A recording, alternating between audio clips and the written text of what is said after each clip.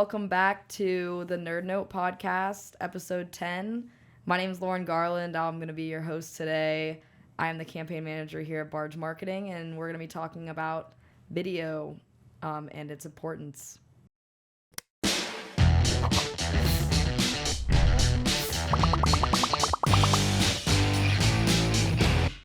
So today we have Matt Enderly and Connor Quinn here with me, and Jonathan Miles is in the back making sure all the production's going well. We had a lot of our clients ask us about video, why we need it on websites, its importance, how to make them, and we thought that would be a good topic to discuss here on the Nerd Note. So, Connor, as a content specialist, do you think video is better than written copy or equally important? What are your thoughts on that? I sort of think it depends on the situation. I'd say in a lot of cases, video can act as a supplement to written copy. So a video along with a blog or video on a web page explaining your services or something. A lot of times videos can help break down more complex topics that make it easier to understand. And then in addition, especially with marketing, video engages more senses, so like audio, visual sense, as opposed to just reading words on a page. Take like the Tubi Super Bowl ad. I don't know, did you guys watch the Super Bowl?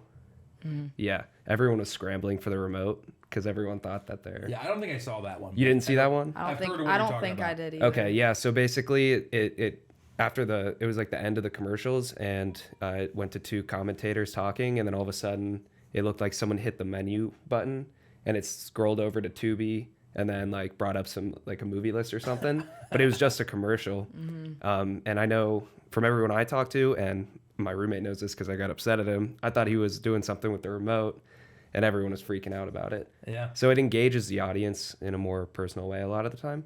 Yeah. And it can also help people retain information. When the more senses that are being engaged at once, the better it sticks in someone's head. Yeah, absolutely. Yeah, I agree. I mean, I think if I'm thinking about this from a consumer, right? I'm on the internet. We all spend a lot of time on the internet, right? So if I can do something quicker in video, especially a how-to videos are great. Educational videos, I'd like to see them. But in some instances, I want to read. So it just depends on the type of content and what level I need to comprehend it at. But I don't know that there's one better than the other. I think what Connor said, I think it's based on the type of information you're trying to come across with. Yeah, 100%. So what types of video should be made for websites? Like, depending on the pages, we know that like there should be a video on a website's homepage, maybe introducing the brand or talking about their clients or their products. But like, what types of videos should you make for your website, I guess? I'm going to answer maybe from a few different angles, right? So from a product manager, someone trying to explain their product, whether it's this bottle of water or a service, I think video is really good to kind of open that up and explain that product, or at least it can. I like a website intro video. We just recently redid ours, and I think that intro video really helps people understand where they're about to spend their time, trying to understand the brand and who they are. I also think it's really good from a technical. So I put my technical hat on. Search engine optimization. One of the metrics is the average time on page. So if you keep 100 people on your page for 10 minutes versus 2 minutes, that's better for SEO. Google thinks, okay, well, they clearly, they typed a search, they went to that page, and they stayed there, which means that the relevancy between the topic on the page and the question they had was good. So from a technical standpoint, I like videos for that reason, engaging and keeping that visitor on the page longer. But I think overall, a good mix is really good. It also depends on the audience. If your audience is people who want to get things very quick, then video it really helps to serve that. So podcast intros, I really like webinars. I think they can be very beneficial in expedited time sets. So we watch a lot of them on the IT side. So it just depends what you're trying to do. And then there's this one, a podcast, right? Mm-hmm. So sometimes podcasts are really good just for general discussion. Right. I like you were saying, I think it's important to have an equal mix. I wouldn't stay on a website that's exclusively videos. Right. Just like I'd be bored if I was on a website that's just straight words down a page. Yep. So I feel like kind of what I was saying before, like a video to go along with whatever you're talking about can usually be a good idea. Yeah. And what do you think, Lauren? Yeah, I agree. When you talk about like videos on a website, I know you're supposed to stay on the web page, whereas YouTube, Right. So even having like having a video on the website brings people to your page more than, YouTube or something like that. Yeah. Well, and again, technically, what I like to see from a marketing, standpoint is a YouTube embed. So you can use YouTube to host it and provide the bandwidth, especially if your web host isn't, a performance-based web server. But you can use the bandwidth on YouTube. But there's actually another little trick that is super beneficial, I believe. If someone's on your website and say you have 10 YouTube embedded videos, if any one of those, and depending on how you create the campaign, you can tell Google, since YouTube is, all part of the Google ecosystem, you can tell YouTube to run ads for people that have watched your videos or have watched half the duration of the videos or have watched whatever you want. So you can define a custom audience based on people that have watched the videos if you host the videos on YouTube. If you host them on your website directly, you lose that ability. Mm-hmm. So when you think about video from a retargeting perspective, that gives you a lot of doorways to run some very micro-segmented ads. Mm-hmm. So I wanted to talk a little bit about how to set up video as well, meaning like the lighting, the positioning. I guess it depends on the video, but do you have any advice for lighting or how to set it up? Yeah, so in general, you want more light, right? A camera has to work harder when you have no light, low lit rooms. So if you really want to not require a high-end camera, then add more light. There's some basic things about the Kelvin of the light. Don't mix a bunch of lights. But usually more is better. And there's different angles you can create. Most time it's not that necessary, but a Rembrandt light, you can do hard lighting, soft lighting. There's different ways to do that. But, generally, you just want good lighting. Mm-hmm. You want bright lighting. I agree. And no shadows. Like this room. Notice they added more lights? Mm-hmm. I like it. More lights, right? Yeah. That actually, I actually also had a question for either of you. So I was talking to a friend the other day, and he was telling me about a marketing campaign that his boss gave him to do for their company. And they don't have good production value when it comes to video, so they were actually looking at, he was looking into AI generated videos. Interesting. So you write a script, you choose like an avatar, but it's just like a person. Yep. Who you want to be speaking, and it's completely AI generated. How do you guys feel about that?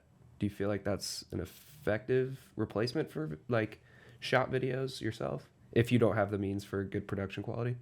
Yeah, I think it depends on the service or product, right? If the service or product, mainly the service, is delivered by people in your company, the more you can use those individuals to tell their qualifications on video, it's going to be a little bit closer to the buyer. Mm-hmm. If it's a product, I think that's probably okay, right? Yeah. The other alternative is if you don't want to get on camera, you just hire an actor, right? And they shoot them. And there's, a lot of companies that can do that, where that's all they do. They just go one-to-one, so they don't have to charge a whole lot. I think it just depends on, we talk about on the internet, how much visibility do you give your buyer? We live in a world where people research everything. Yeah. The more you use stock art, stock video, AI generated, you're losing that authenticity that a lot of times people use as a component of making a decision. Mm-hmm. So if you alienate your buyer, your prospect, you may be up against a competitor who's not. Right. So if your competitors have better video and they're really going over that, doing it themselves, not using AI, not doing the whiteboard explainer videos that we've all seen. The more they're doing it themselves, they're going to add a little bit of a credibility component to their brand, and may make their buyer have more of a swing to them. Now, that's not in all cases. You're not going to have a bad product and Right. sell it because you have good video. Yeah. But if you have a good product, you would definitely want to team that up with a good video. Yeah. Again, if it's a product that you're selling, a widget, you're probably okay doing those kinds of videos. More of an animation or non-lifestyle, there's no people in the video. But if you're selling a service and the people in your company provide the service with your customer directly, getting them to see those individuals on camera could warm up that whole conversation. So I think it just depends. Right. Yeah, I completely agree that it depends. I think that a lot of people like to see other people on websites, especially like you said, when they're providing a service. But I do think that it's a great idea that AI generated videos because, like, depending on the product, it could be useful. Have you seen one? Have you seen a demo of one of these? Yeah. When I forget what the actual one that my buddy was showing me was called, but yeah, I mean, there's a demo video on the website, and it's kind of scary, realistic. Really? It's like a person, or it's an illustration? It's a person, yeah. Oh. And you you're choose. sure it's not like an actor or actress? It's possible, Yeah. but you write in what you want them to say, like you'd like write it and You it type the automatically. script. Yeah, you type the How script long- and it how long automatically do you get generates it. I think it's pretty quick. I mean, within minutes? I think so. Well, then it's not. I Yeah, doubt it someone's can't like be an locked and actor, loaded. no, yeah. But I didn't get to see too much of it, so I don't have a good feel for how realistic it is. Yeah. It seemed decent, Yeah. but yeah. I mean, probably great for companies that are just getting started. Maybe they don't have a Yeah. lot of seed capital, and Right. they just want to get the video going. Yeah. It might be a great tool for that. Yeah. Yeah, I agree. So it looks like a person. Like, it doesn't Yeah. look like it would be like a robot or anything like that.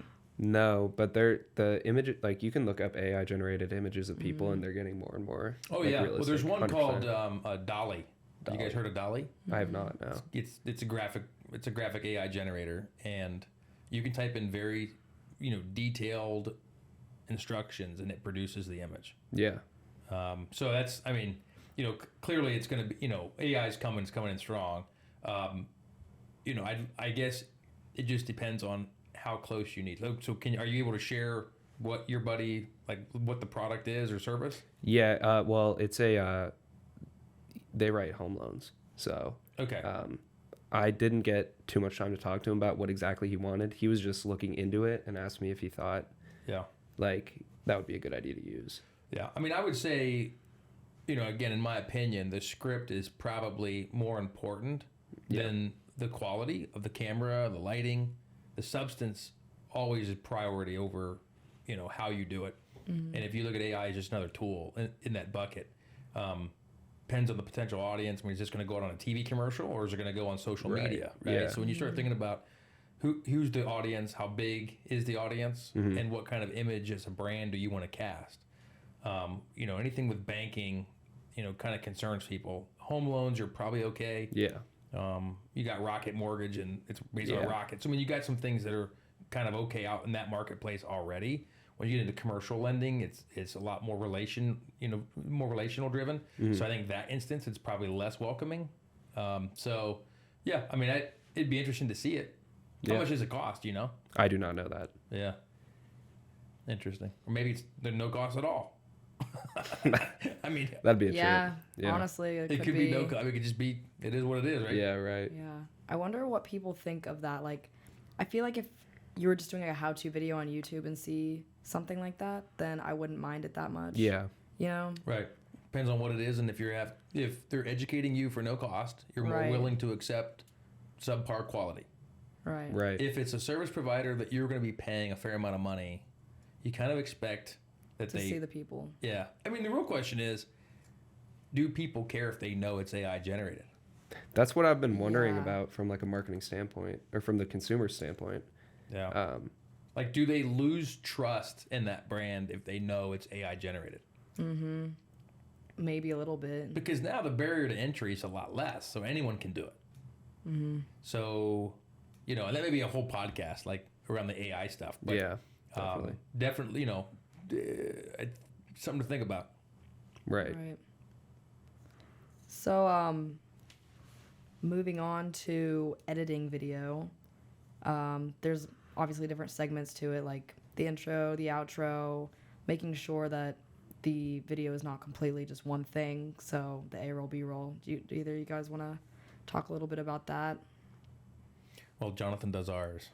So Jonathan is on through teleconference. Mm-hmm. Jonathan, you wanna chime in on that? Yes. What? Can you please repeat the question, please? Yeah. So, as far as the editing process on video, what would be some tools people can use, and what would be things they should consider in doing that process? Right. So we use Adobe Premiere Pro, but to kind of back up a little bit, when you're dealing with your clips, the first thing you want to do is organize them. The way to do that is to go through all the clips you've compiled, change some of the file names around to make them a little easier to identify. And that way, when you go into upload everything into the editing software, you kind of know what everything is without having to open and play through everything. From there, you kind of want to throw things together into a loose timeline, adjust timing of clips, throw in transitions where necessary, throw in text, subtitles and lower thirds for titles, get your music synced up, try to get music to sync up with transitions and cuts in your video, and get lots of good B-roll to put over top of talking head clips. Yeah, I think that's great. Yeah, and one thing I would add to that is he just said it. I mean, audio and video, you got to get them to sync, and that might not be as easy as it sounds. So, most cases, individuals for social media or website, they're not running time code, which is like a unified like time clock across all your devices, so that you can sync them later. But if you're going to use an external audio recorder, and let's say you're just using like 2 iPhones, one for audio, you're recording and an audio, and one for the camera. Use something like this. When you clap, what it will do is, and most editing software will allow you to say sync audio and video. Mm-hmm. It will use that high-pitched clap as the marker. So that's really why these come into play. Or just get an audio recorder mic plugged right into the same camera. It saves you all the headache, right? But depending on the quality you want, I mean, if you're just talking, that's one thing. Mm-hmm. But if you're playing music, recording music, mm-hmm. doing those things, then all of a sudden the quality of the recorder becomes much more paramount. And what about music? Like, when do you know that you should add that in the background of a video or not? Great question. I mean, honestly, I feel like if you've cut to like a scenic shot or like a skyline or something, music might be good in there. Personally, I don't have too much experience with editing videos, but that's generally when I'd expect it. But once again, I think it sort of depends on what kind of video you're trying to shoot. Yeah. Yeah, like an informational or introductory video when you're maybe introducing people or products. There might be like some light background music in the back there. But for example, we just started the Max Tech University videos where we do demonstrations, and that's like a how-to video. You wouldn't want to do music in the background. It might be a little more distracting when someone's trying to learn. Yeah. Yep, I agree. I think a lot of times people use like a B-roll, like a scenic shot as a transition to let you know the set has moved from this to this. Yeah. And in that, you can use music or a sound effect to kind of represent that transition depending on how long it is. Or if you're just putting together a series of shots to tell a story about something, like someone's narrating and they get to a point where they want to show you what they've been doing, put some music between it, some sound effects, and multiple clips. So, you know, I think it just depends. But like for corporate videos, I agree with you. Usually the music, you know, you got to use a royalty-free music, so that limits what you have. Yeah. And so we end up with a bunch of corny music that no one really likes, right? The elevator music, yeah. Elevator music. So I think, you know, if that's your only option, you know, be careful. But, you know, Yeah. How about some of the tools that we use for editing video? Like, I know that we get our free music from either Canva or Envato Elements. Those are like great tools to get the free music. yep. And then I Premiere, should like clarify, Jonathan those are said. not free. We pay for Yeah. access to the We have a library. license. It's free after we Yeah. Free. It's free after we paid.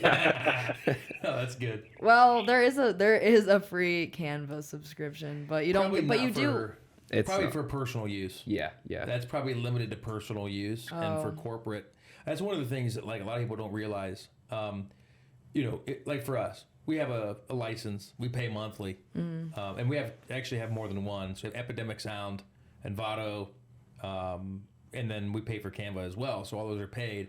If we would ever cancel those subscriptions, all content that contained any of that before now becomes immediately non-licensed. Oh, really? Oh, okay. So Like if you're even gonna- everything on the website? You want Like, it? Yes. wow. Because that is a license for that month. So we get unlimited, but it's like Apple Music. If you pay for it monthly and you listen to the music, but then you download it and use it somewhere else, Oh, you cancel yeah. the subscription. That's Right. it, right? And I will tell you, there are bots that go around the internet looking for graphics and for, you know, any kind of music and stock art that you didn't buy, and the prices can range they kind of gauge where you used it and what user base would have seen it and determine the penalty based on that. So if you magically put a song in a YouTube channel and it went viral, your fee could be super expensive.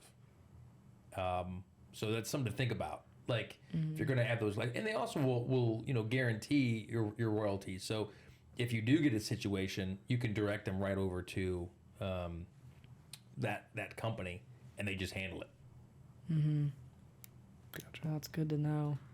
Yeah, especially like there's different videos. So you know, I would say for our users, if you're not going to do it on an ongoing basis, just buy it with a one-time, so you own it. Yeah. And Smart. For us, we use enough that it's actually a cheaper way to do it is to have the monthly license, have access to what we want, and we don't have, and then we're going to pay for it monthly. So if you looked at what we would have spent monthly on what's called a perpetual license, owning those assets, it's actually more expensive than just having the license. But once you commit to it, you've always got it. Gotcha. You got to keep paying. Yeah. Well, other than editing tools, I guess actually this is still editing tools. You've used what is it? I know you use Final Cap. Cut Pro. Yeah, Final Cut, Final and Cut. then there's like Cut. Hang on. There's another one that Jane uses. Oh. CapCut, I think. Oh, I'm not privy to that one. I'm not hip to that one. Yeah, that's I like a would lot say of. That's for the cool kids. That's Yeah. the cool Yeah. kids. Yeah. Yeah. Although I don't know what it is, so I guess I'm not cool. I think it's used for TikToks a lot, but Oh. Jane Oh. used it a lot for our Instagram reels. But it's a good editing. Does it give you templates? It's for like, I think so. Yeah, well, that's not because Okay. see, Adobe Premiere, Final Cut, iMovie, you're not going to get templates. I mean, you get some transitions, stuff like that, but you don't get the templates that you know are on the scene right now, right? So that she probably has that for more of a social media Right. kind of a presence. But I mean, to be honest, most cases iMovie will work. If you have a Mac, you get it no cost. The limitation you run into with iMovie is the number of tracks you can stack, which again, most people, that's not going to be that much of a bottleneck. But the export of the file, I think, and Jonathan could probably correct me, but I think it's limited to 720p, which 1080 is your HD. Yeah. So 720 is not even HD quality. So depending on where you're going to put it, if you're going to put it on a small screen, 720 might be okay. Yeah, but if you want to blow it up, If you want to put it on, if you think it might be watched on a desktop computer, probably not so good. yeah. So just depends, what you want to do, but it's definitely a good way to get started. Right. And then there's DaVinci Resolve, and that is very high end, very useful in color grading for real movies. And I think if you buy Blackmagic, that's the manufacturer. Our cameras are all Blackmagic.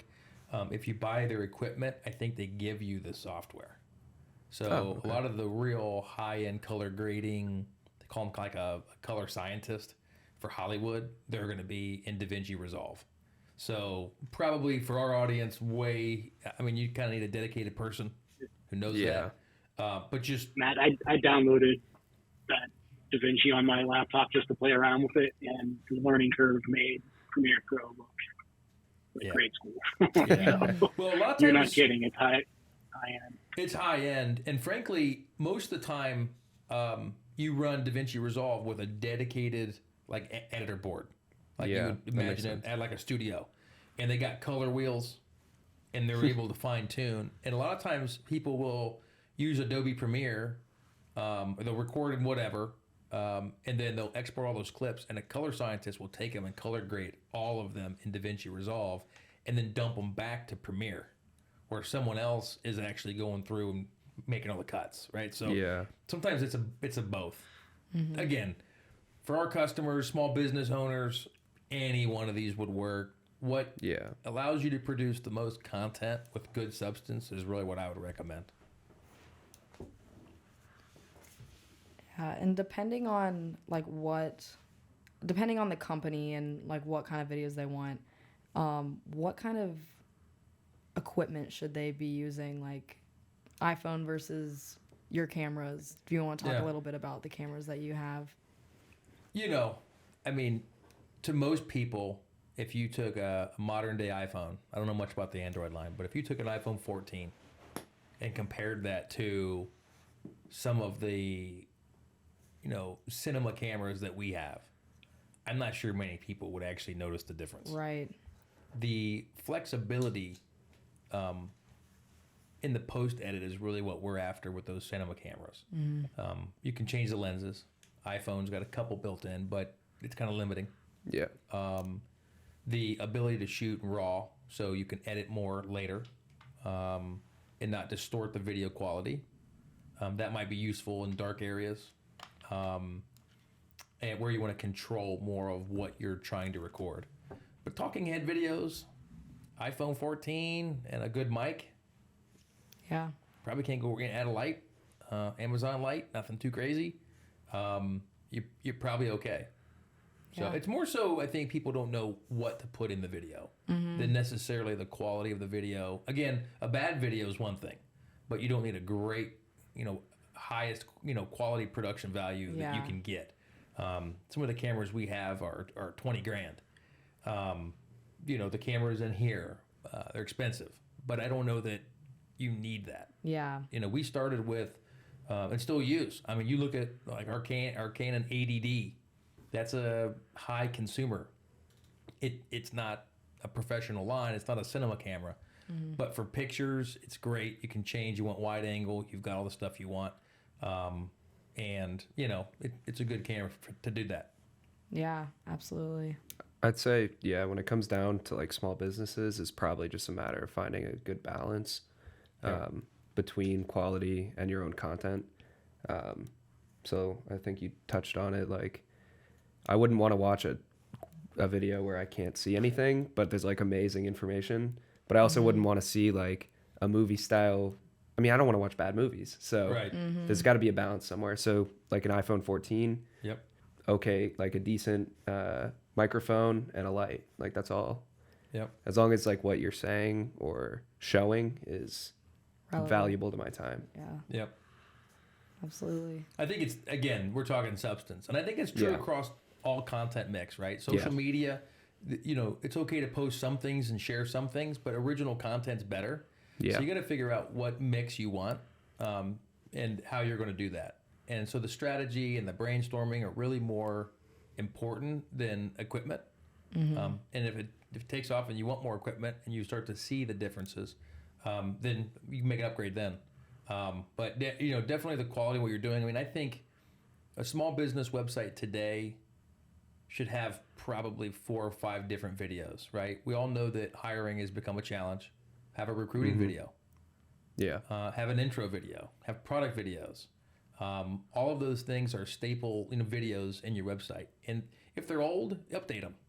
We all look at those headshots and you can see people, they're 10-year-old headshots. Yeah.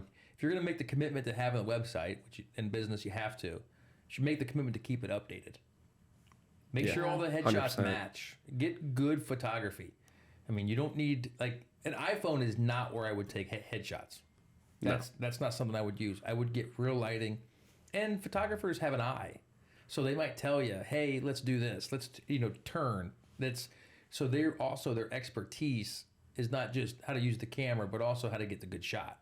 So, or what you're trying to present on your website. So I think that's something you don't cut corners on.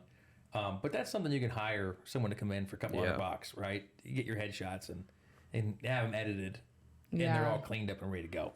Yeah. Yeah, I totally agree. There are some things like you'd want to have the more quality pictures for, but the video ultimately the strategy behind like what's gonna be in the video is most important. Yep. Yeah. And add drones. I don't know why. Yeah. Drones. Drones are cool. Yeah. Drones are cool. So we actually have a contractor who's a drone pilot licensed, and they've changed a lot of the drone regulations. So if it's 250 grams or more, you have to be licensed for commercial work. So if you're going to think you're just going to go get that drone at Best Buy, get it up in the air, and put that video on your website, probably need to be prepared. Interesting. Yeah. If you get so there are drones that are 249 grams. Yeah. So you can skirt that. Yep. You can skirt it. Yep. Wow. So and those drones have come a long way too. So if you're going to use equipment for drones, the DJI line has really come along. The Mini Pro is a really good one. Shoots in 4K. So really good drone, and it's 249 grams. Just So you're underneath. good. You're good. Yeah. You're good. So that's something else to keep in mind if you're going to put drones in there. Awesome. It can't be too long of a process to get licensed, though, can it? I don't know that people are avoiding the time. Yeah. I think you pay $5 to the FAA, but you register your drone, the number to you. Okay. And then the drone has to have the license number somewhere on it. So you got to put a label on it. So if it falls somewhere it shouldn't. Yeah. Okay.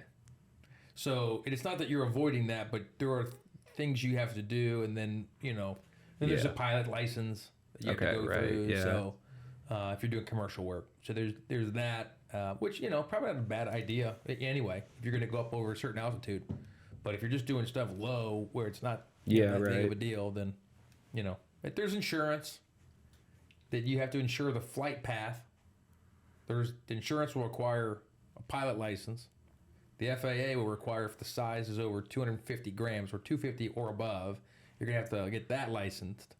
So that's not quite what it used to be from a process standpoint. Well, we've touched on all that we have for video content. Is there anything else that you guys would like to add? Anything important? No, not at the top Just of my get head. started on video. Yeah.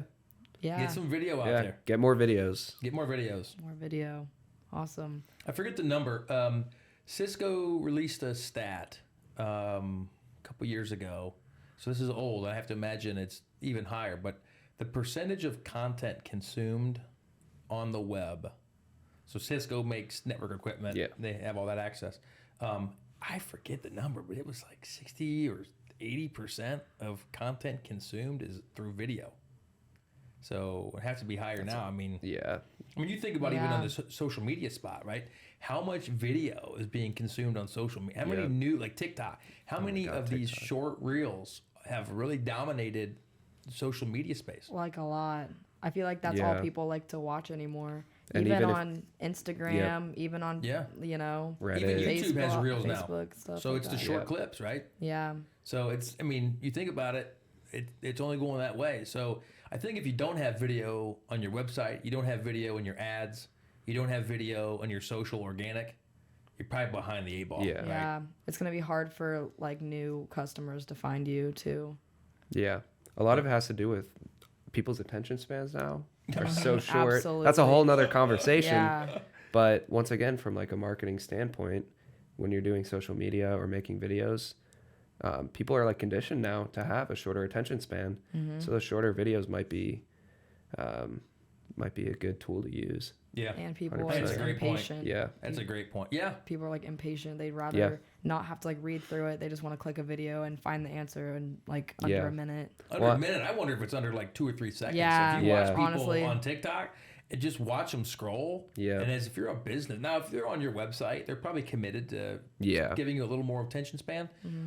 But if you're trying to hit an ad through video on any one of the social media platforms, You got 3 seconds before they can hit that skip You have to button. hit their attention. yeah, or even on Instagram. I mean, how long until they're just going to scroll past? Yep.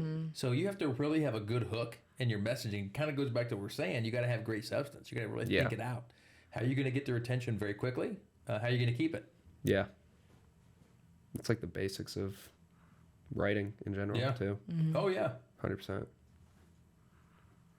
But yeah. Well, We were about to end it there, and then we. Yeah, sorry. So. I have a tendency of doing that, Connor. Oh no, I love it. Let me just. well, There you go. Yeah. thank you everyone for joining us. Do we have a topic laid out for episode 11? You want to tell them about it? I think you got it on there. Let's see. Hacker implants. Be on the lookout. Episode 11. All right. Hacker implants. It's a Doesn't scary sound good. one. Tune in Doesn't next sound time good. to know how. Oh yeah. Wait. It was Nope. yeah. Yeah. That's There we what go. I'm Oh looking yeah, for. that Yeah, one. yeah. Wait, ready? Hacker implants. Be on the lookout. Wait, that's kind of loud. Hacker implants. Be on the lookout. I love it. Awesome. All right. Cool. Well, be sure to tune in for our next episode to hear more about how to avoid hackers. Thank you all for watching. Thank you.